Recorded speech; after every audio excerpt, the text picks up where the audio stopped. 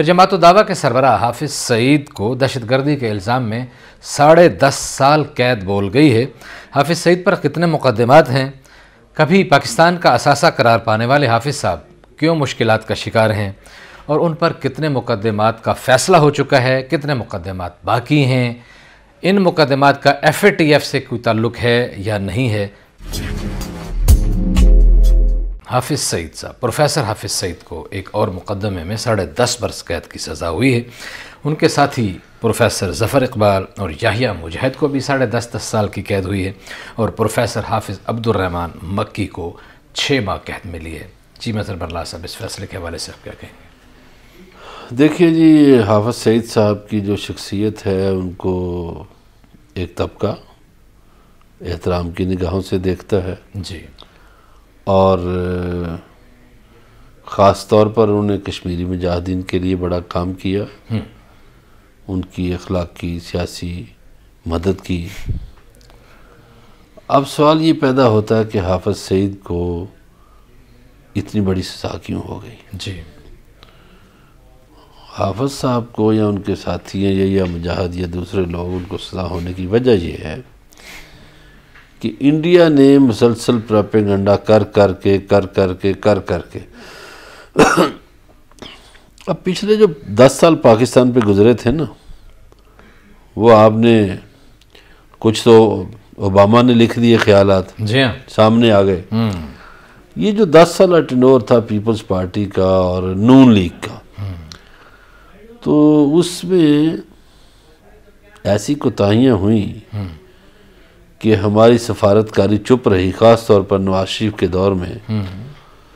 तो जिसको मर्जी इंडिया ने दहशतगर्द करार दिलवा दिया, कभी वो बहावलपुर वाले जो साहब थे उनको, कभी हाफिज़ सईद को, और इंटरनेशनली कहलवा दिया।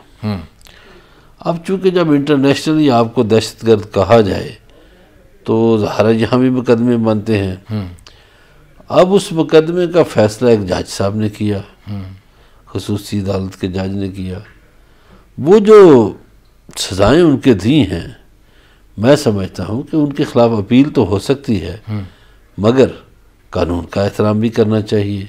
यानी इन सज़ाओं के ज़िम्मेदार भी नवाज शरीफ ही है।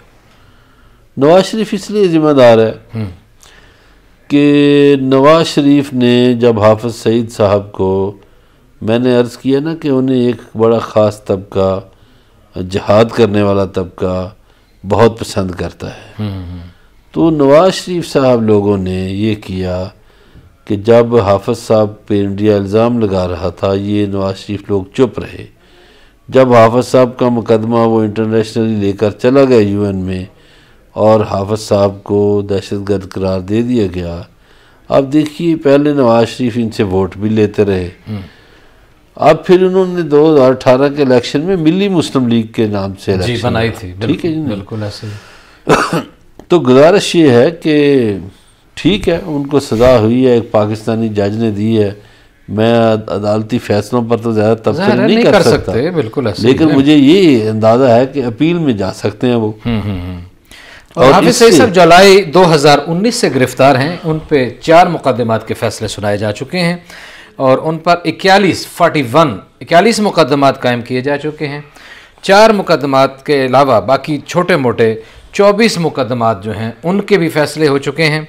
जबकि 2 फरवरी को इसी जज जनाब अरशद भुट्टा साहब ने 2 केसेस में उनको 11 साल कैद और 30,000 रुपये जुर्माने की सज़ा सुनाई थी। अच्छा, पूछना ये है कि आपने ये बताया इंटरनेशनल कोर्ट ऑफ जस्टिस में दहशतगर्द करार दिए गए और इस वजह से भी ये सारे मुकदमात हो रहे हैं, तो इनका कोई FATF से भी कोई ताल्लुक़ बन रहा है? बिल्कुल बन रहा है जी, क्यों नहीं बन रहा। देखिए, FATF के हमने 27 में से 22 निकात पर अमल किया था,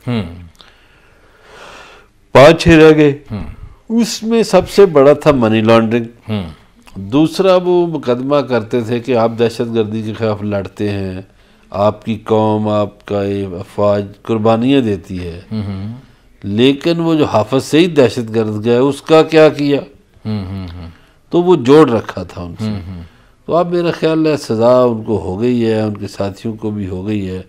तो आज जो हमारी लिबरल क्लास है वो तो पता नहीं क्या कुछ कर रही होगी सोशल मीडिया पे, मगर मैं समझता हूँ कि भारत में भी तो बहुत खुशी होगी ना जाफिर साहब को सजा मिलने पे।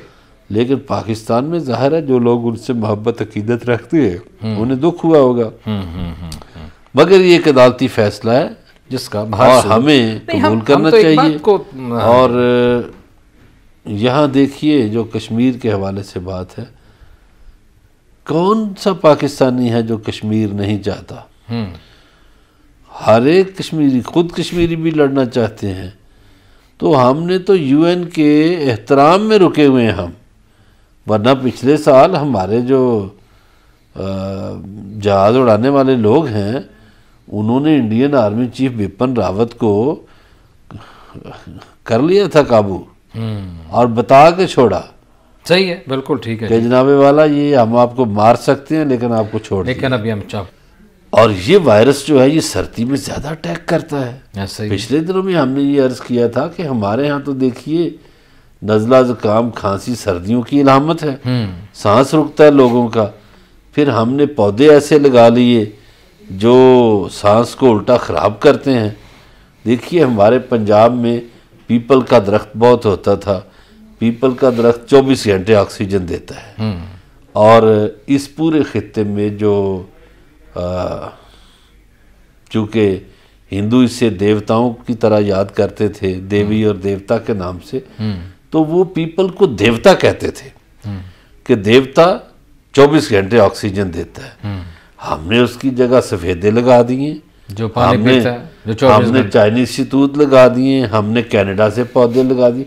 हमारे अपने पौधे तो रहे नहीं। टाली होती थी, कीकर होते थे, टाली, कीकर, द्रेक, बोर्ड, ये सारे हमारे खत्म कर दिए इलाके के थे। ठीक है, इसी तरह तो फिर मेरा ख्याल है जो बिलियन ट्रीज लग रहे हैं उसमें शायद लगने होंगे। पता नहीं जी, मैं तो समझता हूँ कि हमारे माहिरीन हैं पौधों के, शायद वो भी तवज्जो नहीं देते। अच्छा। हमारे साइंसदान जो है ना ये नबातात से मुतल्लिका, वो लोगों को गाइड नहीं बेहतर करते। वरना ये सड़कों के किनारे सफेदा लगा होता है, क्या फायदा है उसका? हो सकता है उनसे पानी बहुत कोई ना होगा, लकड़ी उसके किसी काम नहीं आती, छाँव वो नहीं देता और पानी पी जाता है जमीन का। और हमारे यहाँ तो ज्यादा बरानी जमीन है, बरानी जमीनों का सारा पानी सफेदा पी गया है। खैर हम बात चूंकि कोरोना पे कर रहे हैं, ये दरख्तों की तरफ चले गए। कोरोना में देखिए पाकिस्तान में पहले की निस्बत कोरोना ज़्यादा तेज़ी से बढ़ रहा है। जी जी। अब लोगों को चाहिए, और ये जो हमारे ताजर हैं ये लोगों पे रहम करें, तरस खाएं लोगों पे। इसलिए तरस खाएं कि देखिए पूरा यूरोप दुकानें बंद कर देता है 5 बजे नॉर्मल रूटीन में, आम, विदाउट कोरोना। कोई कोरोना ना भी हो, कोई वबा ना भी हो, यूरोप 5, 5:30, 6 बजे बंद हो जाता है जी।